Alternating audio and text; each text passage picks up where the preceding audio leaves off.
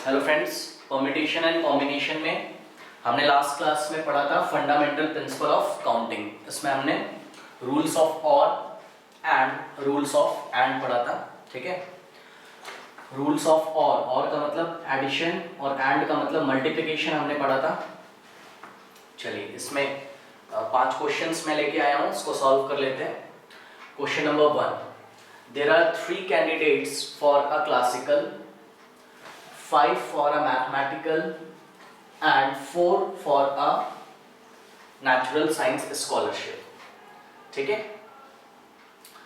Question number 1, in how many ways can these scholarship be awarded? और इसी में question number 2 पूछा गया, in how many ways one of these scholarship be awarded? ठीक है, देखिए दोनों क्वेश्चंस में डिफरेंस है। सबसे पहले देखिए, स्कॉलरशिप देने के लिए क्लासिकल ग्रुप में कितने कैंडिडेट्स हैं? 3। मैथमेटिकल ग्रुप में कितने कैंडिडेट्स हैं? 5। और नेचुरल साइंस में कितने कैंडिडेट्स हैं? 4। ठीक है ना। तो जो फर्स्ट क्वेश्चन पूछा जा रहा है in how many ways can these scholarship be awarded. ठीक है, इस क्वेश्चन को अगर आप ध्यान से पढ़ते हो, देखिए परम्यूटेशन और कॉम्बिनेशन में आपको क्वेश्चंस को 2-3 बार पढ़ना है। ठीक है, तब क्लियर होगा कि क्या पूछा जा रहा है। देखिए, in how many ways can these scholarship be awarded. Can these scholarships be awarded मतलब यहां पर ये बोला जा रहा है ना कि क्लासिकल ग्रुप को भी स्कॉलरशिप दी जाती है, मैथमेटिकल ग्रुप को भी दी जाती है एंड नेचुरल साइंस ग्रुप को भी स्कॉलरशिप दी जाती है। ठीक है ना। तो देखिए, अब आप अपने मन से पूछो कि यहां पर एंड कंजंक्शन काम कर रहा है या और? यस, एंड, क्योंकि क्या हो रहा है यहाँ पर, classical group as well as mathematical group as well as natural science group. ठीक है, तीनों को स्कॉलरशिप दी जा रही है। तो देखिए, इसका पार्ट 1 किस तरीके से हम सॉल्व करेंगे। एंड है तो ऑब्वियसली मल्टीप्लिकेशन होगा।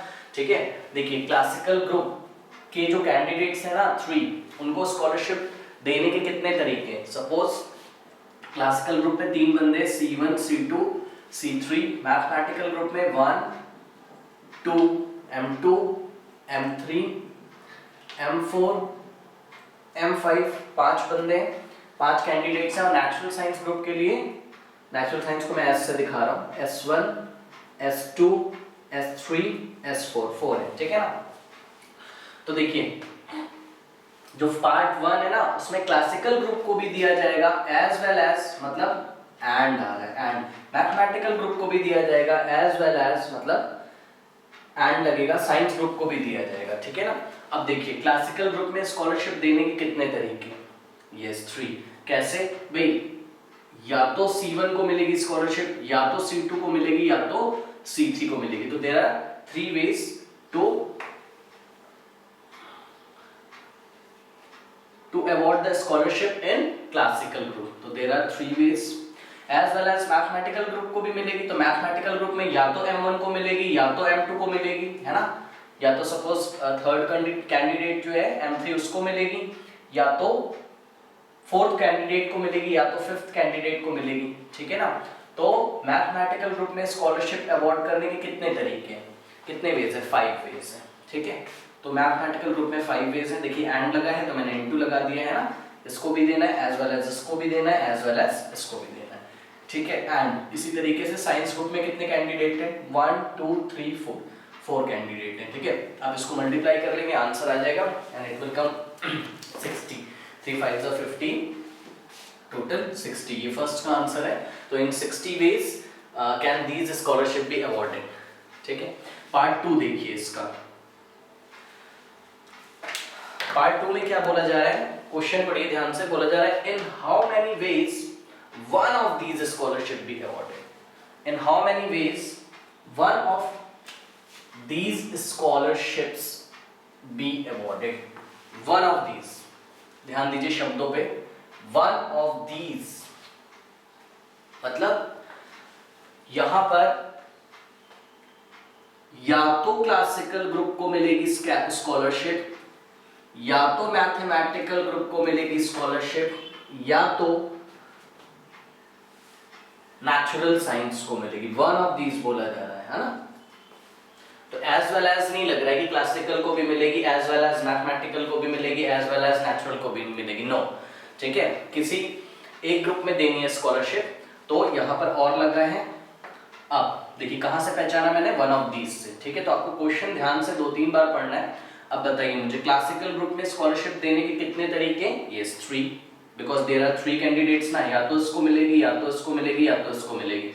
ठीक है, इसी तरीके से मैथमेटिकल ग्रुप में कितने कैंडिडेट्स हैं? 1 2 3 4 5, या तो स्कॉलरशिप इसको मिलेगी, या तो स्कॉलरशिप इसको, या तो इसको। ठीक है, तो there are 5 ways to award scholarship in mathematical group and there are 4 ways to award scholarship in natural science group। ठीक है ना। अब देखिए और लगा हुआ है, यहाँ प्लस लगा दिया मैंने, यहाँ प्लस लगा दिया।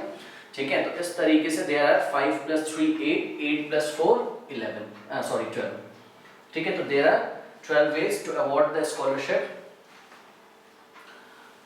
There are 12 ways to award, there are 12 ways one of these scholarship be awarded। ठीक है ना। अच्छा, तो यहाँ पर आपको नोट भी करना पड़ेगा एग्जाम में। ये कौन सा रूल लगाया आपने? Fundamental rules of multiplication, fundamental rules of multiplication, and this is fundamental rule of addition, या rules of and this is rules of or. ठीक है, तो इस तरीके से फर्स्ट क्वेश्चन करेंगे हम। चलिए नेक्स्ट क्वेश्चन करते हैं।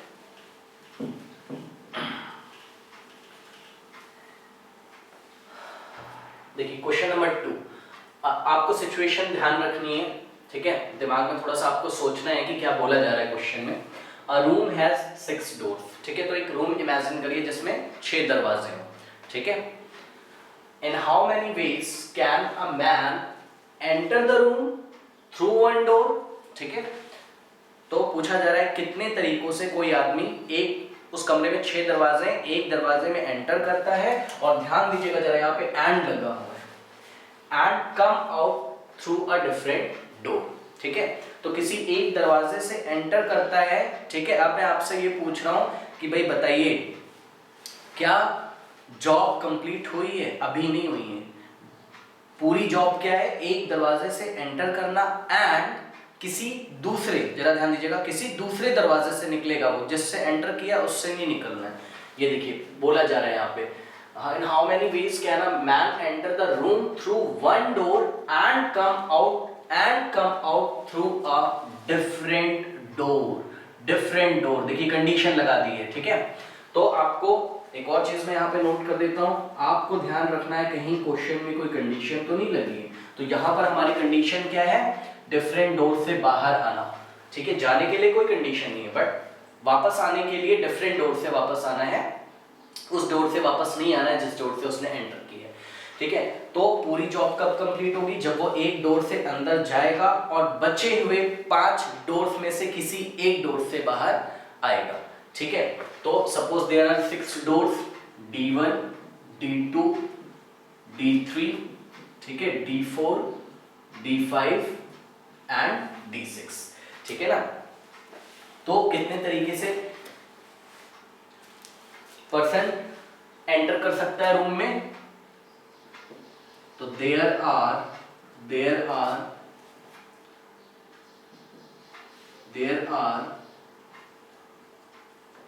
6 ways to enter a room। ठीक है, एंटर द रूम। ठीक है ना, 6 तरीके हैं रूम में एंटर करने के। कैसे भाई? या तो डोर 1 से चला जाएगा, या तो डोर 2 से चला जाएगा, या तो डोर 3 से चला जाएगा, या तो डोर 5 से। देखिए और आ रहा है। तो ये पहला तरीका है रूम में एंटर करने का, ये दूसरा तरीका है, ये तीसरा तरीका है, ये चौथा, ये पांचवा और ये 6। तो इस तरीके से और लगा हुआ है बीच में। तो there are total 6 ways to enter the room. ठीक है ना। अब मैं आपसे पूछ रहा हूं क्या जॉब कंप्लीट हुई? क्या जॉब कंप्लीट हुई? तो आंसर है नो। पूरी जॉब को कंप्लीट करने के लिए देयर आर 2 सब जॉब्स। एक जॉब, फर्स्ट जॉब क्या है कि एंटर करना, और उसके सक्सेशन में आपको एग्जिट भी करना है, तब पूरी जॉब कंप्लीट होगी। तो अभी जॉब कंप्लीट नहीं हुई। ठीक है, नाउ अब आप अपने दिमाग में ये सोचिए थोड़ा सा कि भाई आप सपोज कुछ भी एज्यूम कर लो कि किसी एक दरवाजे से वो अंदर गया है, लेट अस से डोर 4 से गया है, ठीक है ना। तो आपने डोर 4 कट कर दिया कि भाई अब वो बाहर नहीं आ सकता है डोर 4 से, कंडीशन लगी हुई है डिफरेंट डोर से बाहर आना है। तो बताइए बाहर आने के कितने तरीके? यस, बाहर आने के 5 तरीके। या तो डोर 1 से आ जाएगा, या तो डोर 2 से आ जाएगा, या तो डोर 3 से आ जाएगा, या तो डोर 5 से आ जाएगा, या तो डोर 6 के। तो there are total 5 ways to come out through a different door। अब बताइए मुझे भाई 6 और 5 को ये मल्टीप्लाई करोगे कि आप ऐड करोगे? एक जॉब के बाद सक्सेशन में दूसरी जॉब हो रही है, और वन जॉब जब हो रही है तो उसके बाद दूसरी जॉब जब तक कंप्लीट नहीं होती तब तक पूरी जो होल जॉब है वो कंप्लीट नहीं होती है ना। तो यहाँ पर क्या है कि ये जो इवेंट है और ये इवेंट है ये इंडिपेंडेंट नहीं है, एक दूसरे पे डिपेंडेंट है। मतलब ये जॉब होगी, आफ्टर दैट ये जॉब भी परफॉर्म करना है। और देखिए एंड भी लगा हुआ है, ठीक है। तो दोनों जॉब्स साथ साथ हो रही हैं, दोनों जॉब्स साथ साथ हो रही हैं, या हम बोले दोनों सब जॉब्स साथ साथ हो रही हैं, तब जॉब कंप्लीट होती है। तो आप यहाँ पर क्या करोगे? मल्टीप्लाई, ठीक है। तो 6 5 30, टोटल 30 तरीके हैं रूम में एंटर कर कर बाहर आने के। और कौन सा रूल लगा दिया हमने? रूल्स ऑफ एंड, ठीक है, क्वेश्चन को पढ़ के। और देखिए इसका ना एक ट्री स्ट्रक्चर भी आपके दिमाग में आना चाहिए, किस तरीके से कि भाई सपोज एंटर करने के तरीके हैं D1 D2 D3, यहाँ पे बना देता हूँ D5 D6, ये एंटर करने के तरीके है ना। तो देखिए अगर डोर D1 से एंटर किया होगा उस पर्सन ने, तो एग्जिट किससे करेगा? डोर D2 से, डोर D3 से, डोर D4 से, डोर D5 से, डोर D6 से। तो डोर 1 से अगर एंटर करता है तो डोर D2 से, या तो डोर D3 से, या तो डोर D4 से, या तो डोर D5 से, या तो डोर D6 से एग्जिट करता है। तो देखिए एंटर करने और एग्जिट करने के कितने तरीके हो गए? 1 2 3 4 5। इसी तरीके से 5 वेज यहाँ पे होंगे, है ना। डोर D2 से अगर एंटर करता है तो D2 से एग्जिट नहीं कर पाएगा, D1 से एग्जिट करेगा, D2 से एग्जिट नहीं कर सकता है क्योंकि D2 से एंटर किया है। तो D3 से एग्जिट करेगा, D4 से एग्जिट करेगा, D5 से एग्जिट करेगा, या तो D6 से एग्जिट करेगा। तो देखिए जब डोर D2 से एंटर करता है ना, फिर भी उसके पास there are 1 2 3 4 5 doors available to exit, है ना। तो there are 1 2 3 4 5 ways to complete the whole job, है ना, कि D2 से एंटर करे, D1 से एग्जिट करे। इसी तरीके से देखिए 5 + 5, और यहाँ पर भी 5 तरीके होंगे। डोर D3 को छोड़कर बाकी पांचों डोर से वो एग्जिट कर सकता है। तो 5 + 5 + 5, ठीक है, और +5 और +5, तो कितने टाइम्स हो रहा है? 5 6 30, ठीक है। तो यहाँ पर हम मल्टीप्लिकेशन रूल लगा सकते हैं। नेक्स्ट क्वेश्चन देखते हैं।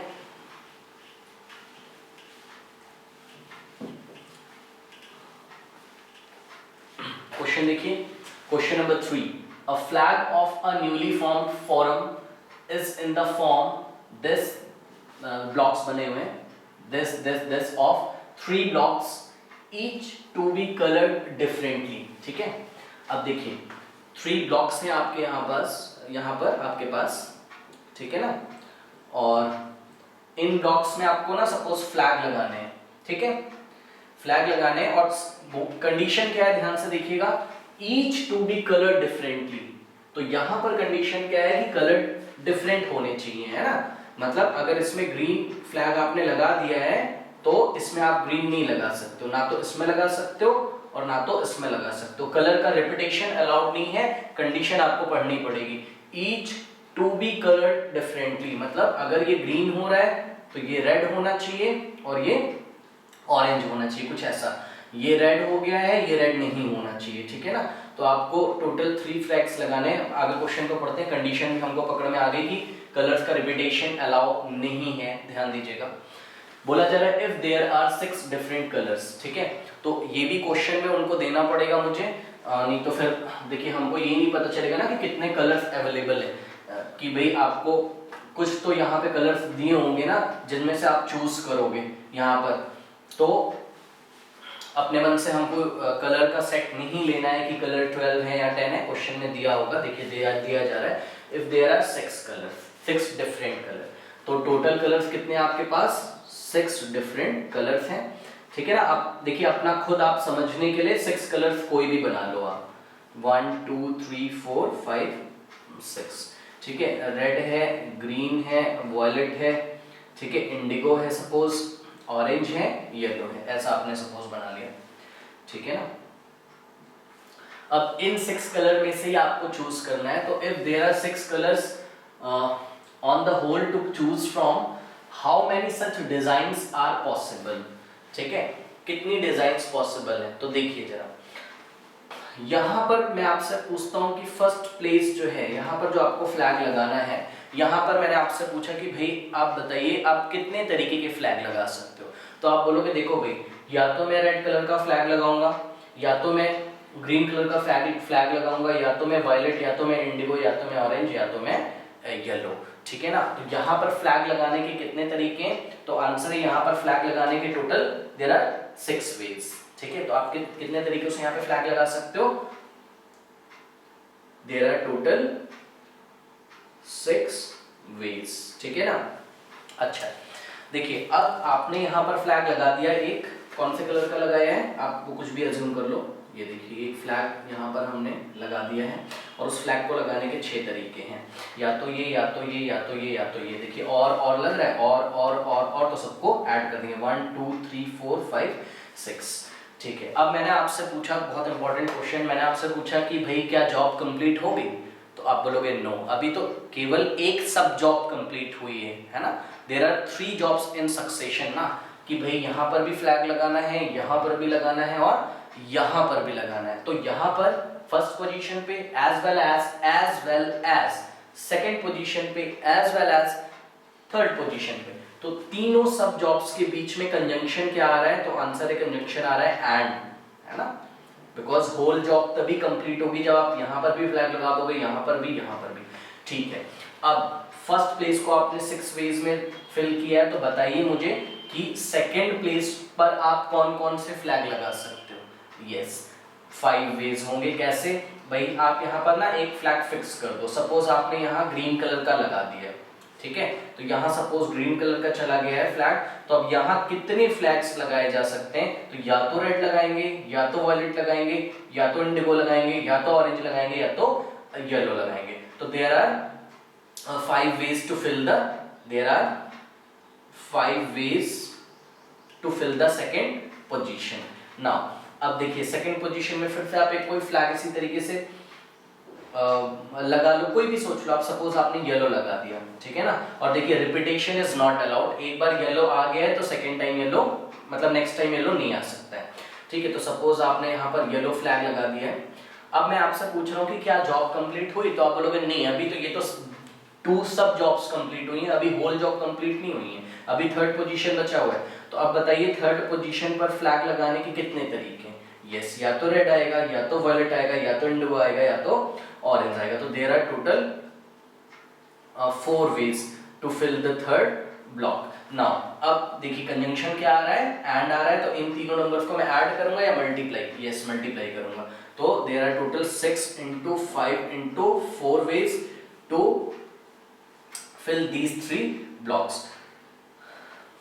तो 6 5 the 30, 120 ways, total 120 ways हैं, टोटल 120 डिजाइन्स पॉसिबल है। उसमें से मैं आपको कुछ करके दिखाता हूँ, देखिए जरा। जैसे कि क्या क्या पॉसिबल है? ग्रीन रेड येलो हो जाएगा, ठीक है ना। या तो क्या हो जाएगा? या तो रेड यहाँ आ जाएगा, ग्रीन यहाँ आ जाएगा, येलो यहाँ आ जाएगा, ठीक है। या तो ग्रीन रेड ग्रीन इंडिगो ऐसा आ जाएगा। तो इस तरीके से टोटल 120। और अगर आपको सिचुएशन विजुअलाइज करनी हो तो आप क्या करोगे? आप एक ट्री फॉर्म करोगे, ठीक है। बट ट्री फॉर्म करना बार बार पॉसिबल नहीं होता है, तो हम rules of multiplication and rules of addition लगाते हैं, ठीक है। चलिए नेक्स्ट क्वेश्चन करते हैं सी में।